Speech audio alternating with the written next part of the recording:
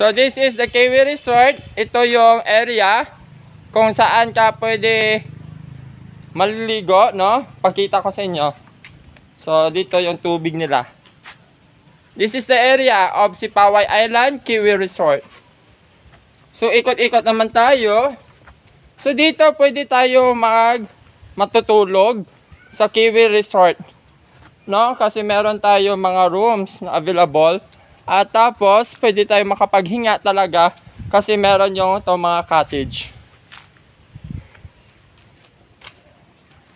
So ano dito sa Kiwi Resort? So pwede tayo magpasyal-pasyal dito.